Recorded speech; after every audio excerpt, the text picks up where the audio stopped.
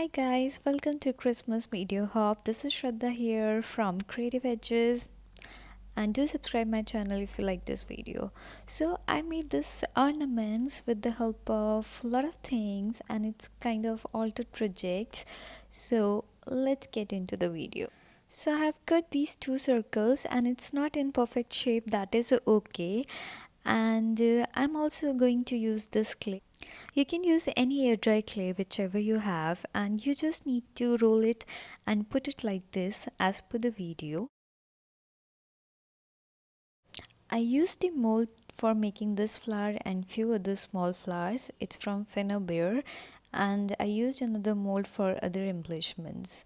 So I'm going to paste the another one, and I'm going to paste it over here, and another one from another side. Like this I've created the another ornament as well. So after completing this part, I am going to use my crown texture paste from Expression Craft, and I'm going to apply it on the upper part only. This paste is going to take time to get dry, or else you can use your heat gun to make it dry faster. Now I'm going to use my impasto paint. I'm just dabbing on all over the place apart from my clay castings. I hope you're enjoying video. Please do check out other artists' video as well. You are going to love it. And do subscribe my channel if you're liking this video.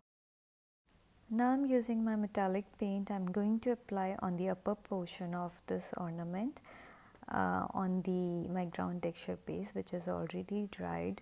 So I'm just dabbing it all over the place like that, and it's shining, as you can see.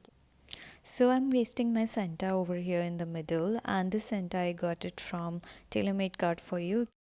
For another ornament, I put this angel, little angel over here in the middle, and I'm going to paint it now with my metallic paint in golden color.